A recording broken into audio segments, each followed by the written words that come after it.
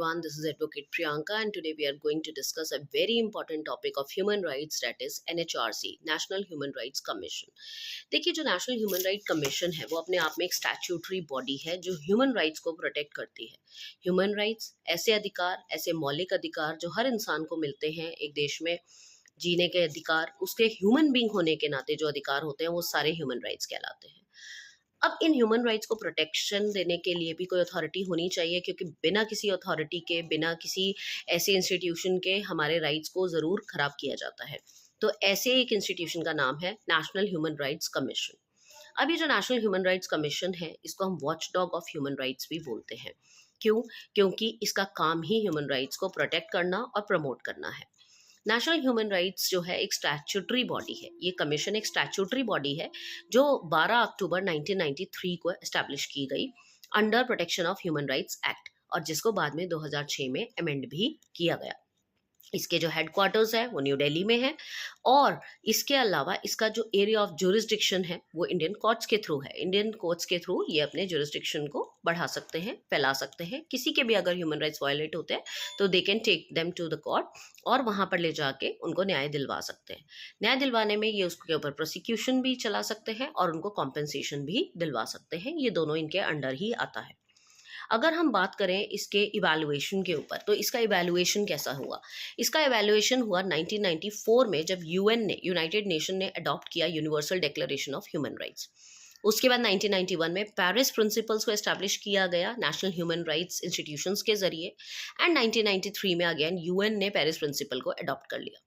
1993 में again India ने enact किया protection of human rights, and finally NHRC को फॉर्म कर दिया गया। तो ये इसकी फॉर्मेशन के बारे में था। अगर अब हम इसके बात करें डिविजन्स के बारे में, तो इसका जो डिवीजन है वो 5 है। Law division, investigation division, policy and research and programme. ये इसके 5 डिवीजन है अंडर विच दे काम करते हैं। हर जो एनएचआरसी है वो हर स्टेट में एक स्टेट एचआरसी भी डेवलप करते हैं, स्टार्ट करते हैं, जिसका काम होता है स्टेट वाइज अगर ह्यूमन राइट्स वायलेट किए जाते हैं तो उन पर ध्यान देने के लिए। अब बात करें इसकी अपॉइंटमेंट की। एनएचआरसी में पहले तो कॉम्पोजिशन क्या है? एनएचआरसी में एक चेयरमैन होता है और 8 मेंबर्स होते हैं जो अपॉइंट किए जाते हैं एक सिलेक्शन कमेटी के द्वारा। सिलेक्शन कमेटी के बारे में बताने से पहले मैं आपको बता दूं कि जो चेयरमैन होते हैं उसके साथ जो 8 मेंबर हैं उनमें से 4 जो होते हैं वो फुल टाइम मेंबर्स होते हैं और 4 डीम्ड मेंबर होते हैं। और इन 8 में से 3 जो होते हैं वो स्पेशलाइज्ड होते हैं, जिनको एक्सपर्टीज होती है ह्यूमन राइट्स की। बाकी 5 नॉन एक्सपर्ट्स होते हैं। इनका जो ड्यूरेशन होता है वो 3 साल का होता है, और या फिर वो 70 साल के हो जाएं तो ऑटोमेटिकली इनको हटा दिया जाता है, रिमूव कर दिया जाता है। इनके जो एनएचआरसी के मेंबर्स हैं और चेयरमैन हैं, इनको सिलेक्ट करने के लिए एक सिलेक्शन कमेटी बनाई जाती है जो डायरेक्ट प्रेसिडेंट को अपनी रिकमेंडेशंस देते हैं। इस सिलेक्शन कमेटी के जो मेंबर्स हैं उसमें आते हैं prime minister, speaker of Lok Sabha, deputy chairman of Rajya Sabha, union home minister and leaders of opposition parties. ये सारे मिलके एक सिलेक्शन कमेटी फॉर्म करते हैं जो अपनी रिकमेंडेशन प्रेसिडेंट को देते हैं कि एनएचआरसी के मेंबर्स में कौन कौन होना चाहिए। Now let's talk about the functioning of NHRC। हमें पता है इसकी protection and promotion of human rights इसकी फंक्शनिंग में आता है, बट इसके अलावा भी इसके छोटे मोटे और भी काम है, जैसे लोगों के द्वारा ह्यूमन राइट्स वायलेट होने की कंप्लेंट पे इन्वेस्टिगेशन करना, इंटरफेयर करना जुडिशियल प्रोसेस में। इन केस कोई ह्यूमन राइट्स वायलेट होता है किसी का तो वो जुडिशियल प्रोसेस में भी इंटरफेयर करने का हक रखते हैं। इसके अलावा वो कोर्ट के कॉन्स्टिट्यूशन को रिव्यू कर सकते हैं, जो भी प्रोविजंस उसके ह्यूमन राइट्स को सेफगार्ड करते हैं। लिटरेसी एंड अवेयरनेस प्रोग्राम्स को थ्रू सोशल मीडिया ये एनकरेज करते हैं। इनके पास पावर है सुटेबल स्टेप्स को रिकमेंड करने की, एंड एनुअल रिपोर्ट को प्रेसिडेंट को देना पड़ता है इनको। ये भी इनका एक फंक्शन का ही पार्ट है कि एनुअल रिपोर्ट पेश करते हैं प्रेसिडेंट को कि इन्होंने एक साल में क्या क्या काम किया है। ये सारे इसके फंक्शनिंग में आता है। अब अगर हम इसकी बात करें तो इसके फील्ड्स क्या क्या हैं, ह्यूमन राइट्स की फील्ड्स क्या क्या हैं।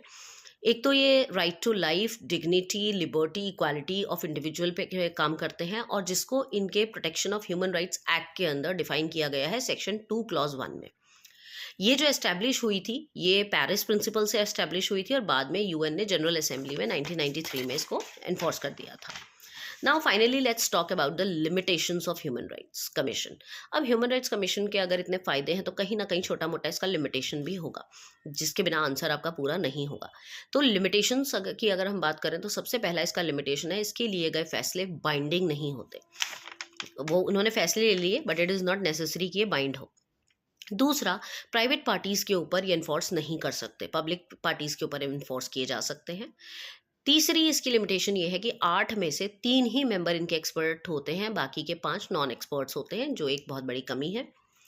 फोर्थ लिमिटेशन इज 1 साल से पुराने केसेस को ये सो मोटो नहीं ले सकते। फिफ्थ इज इनसफिशिएंट फंड्स, इनके पास फंड्स की बहुत शॉर्टेज रहती है जिसकी वजह से they are not able to function properly.